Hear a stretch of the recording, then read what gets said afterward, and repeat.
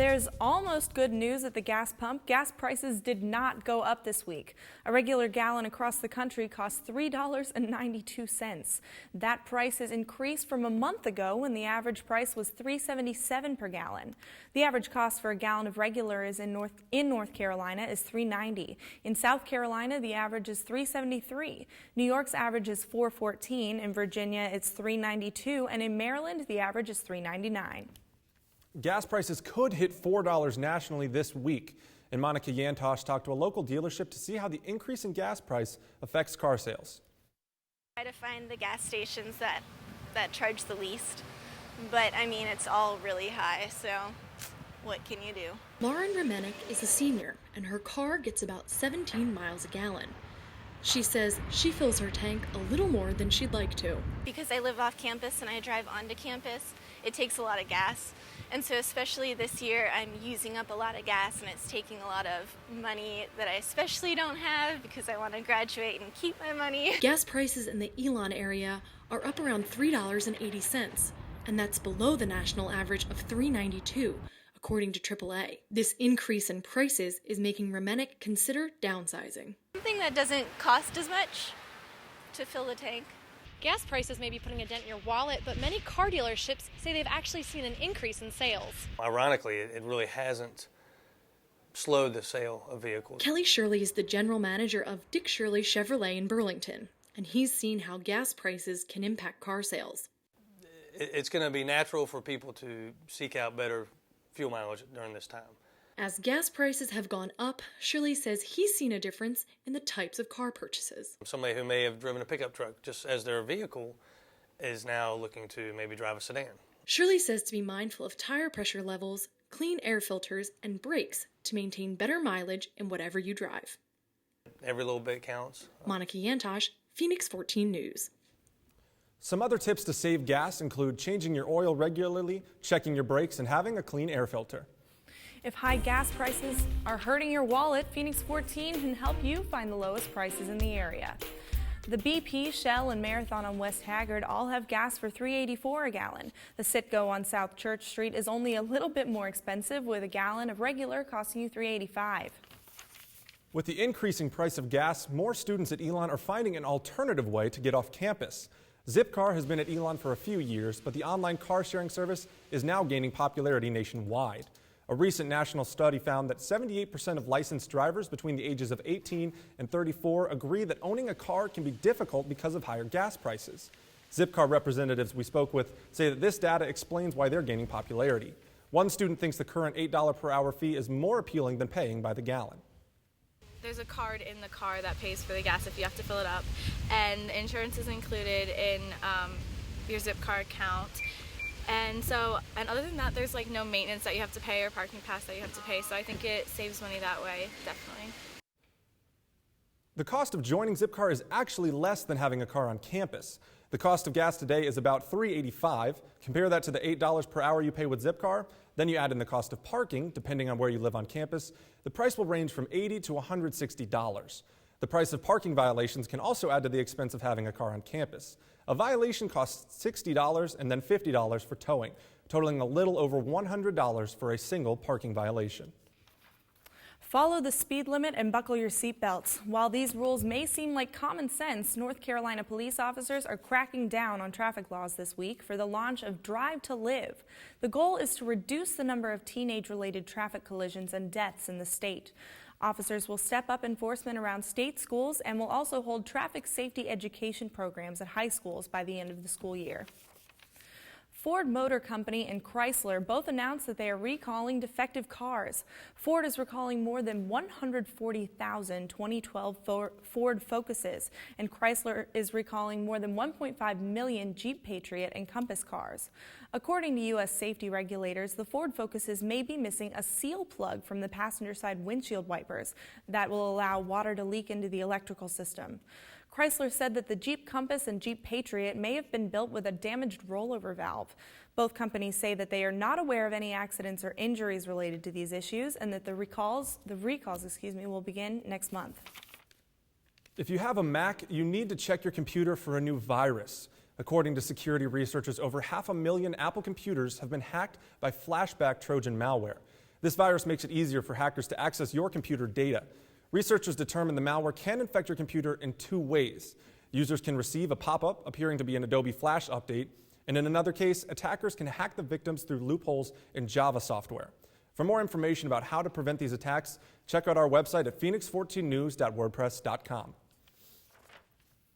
Instagram is in a relationship, and it's complicated. Mark Zuckerberg announced on Facebook that his company bought the photo-sharing application for about $1 million in cash and shares. This is Facebook's first purchase as a publicly traded company and is expected to make its initial public offering or open its stocks to the public next month. Instagram will remain an independent entity, which means the company will be able to work with other competitive social networks. Coming up on Phoenix 14 News. Prom is a time when lots of girls dress like princesses. We'll tell you about Elon students who are helping make that dream come true. And trees and flowers are in full bloom out here under the oaks, but that means allergies. And Sophie Nielsen-Colding will tell you how you can ease those symptoms coming up.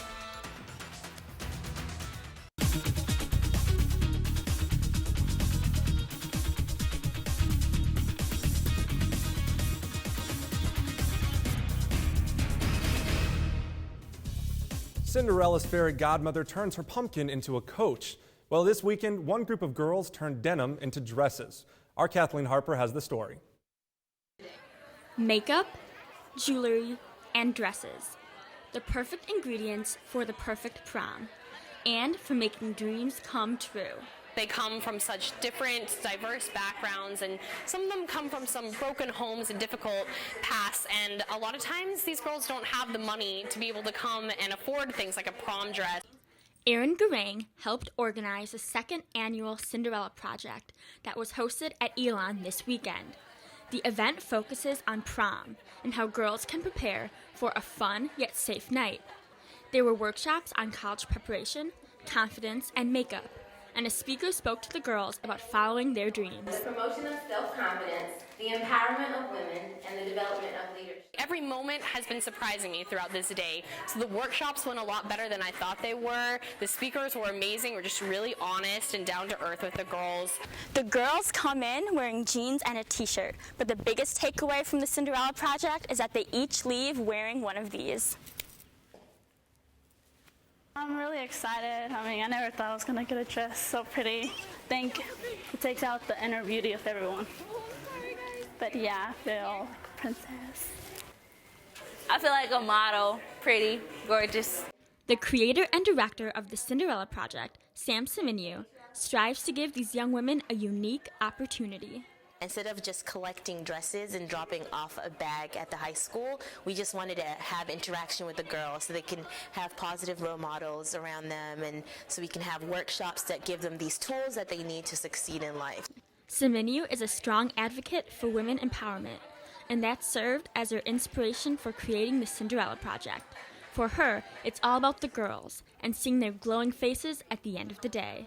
I'm just really excited. I would say an exclamation point is my feeling today. I love how everything ran smoothly. I'm just so thankful for everyone that's been part of the Cinderella Project team. Kathleen Harper, Phoenix 14 News. More than 30 high school girls attended the project this year. Here's what's going on in tonight's Health Watch. Our Sophie Nielsen-Colding was out under the oaks today, but now she joins us in the studio to talk about that weather and the allergies that come with it. Sophie? Thanks. Spring is the season, though some people know it better as allergy season. Elon is home to some of the worst offenders, oak trees. I talked to a couple of students who were on campus today about how the yellow pollen affects them. Springtime at Elon means sunshine and flowers, but for some, nature offers up even more.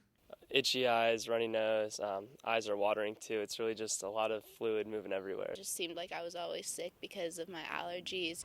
It's the pollen, and it's all over cars and everything else outside. Mother Nature is hard at work, making it hard to work outdoors. I go on runs and different things, and then I'm done and I can't even freaking open my eyes. On a scale of low, medium to high, the pollen count in our area today is very high. And while you might be able to see that yellow on your car, it's harder to see the pollen on your clothes. Pollen sticks to fabric, so change clothes and bed sheets regularly. Keep windows shut in the car and at home, and do outside activities in the afternoon. Pollen is worst in the mornings. Sufferers might have to wait to enjoy the warm weather. According to weather.com, tree pollen peaks in April. Sophie Nielsen-Colding, Phoenix14 News. Coughing, sneezing, and watery eyes, allergy symptoms can sometimes be confused with a cold. And although it was a beautiful day here at Elon today, there were a lot of people all over campus just trying to tough out those symptoms. Back to you guys. Coming up on Phoenix14 News. I love it as soon as they, emerge into the world, man. It's almost like I helped create it, We'll tell you how raising animals is helping him raise money.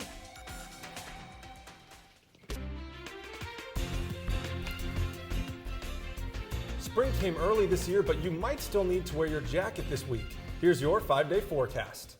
Tomorrow will be partly cloudy with temperatures in the low 70s. Wednesday will be sunny, but it will be the coolest day of the week with a high of only 58. On Thursday, it will continue to be sunny with highs in the low 60s. Friday and Saturday will be partly cloudy. Temperatures on Friday will hit 70, and Saturday will be the warmest day of the week with a high of 78. The warm weather is great for being outside, but believe it or not, it also means there's a fire risk. Today, the National Weather Service issued a red flag warning for 18 counties, including Alamance County. The warning says that this week's low humidity and strong winds create a potential for wildfires. The Masters came to an end yesterday, and the excitement of it has some people back on the course, paying green fees to play their favorite hobby. But one Alamance County man has found a hobby that sustains itself. David Hodges found out that for him, the bird is the word. In Jeff Sabojan's backyard, there's a hobby cooking. Or rather, incubating. My wife jokes with me all the time. She says I spend more time out here than I do with her. She says, maybe if I had feathers, you'd listen to me. Some people pick up golf or fishing or bowling in their free time. But 3 years ago, Jeff picked up a pair of chickens. Nice big eggs. And it's grown into one of the most unique collection of birds in Alamance County.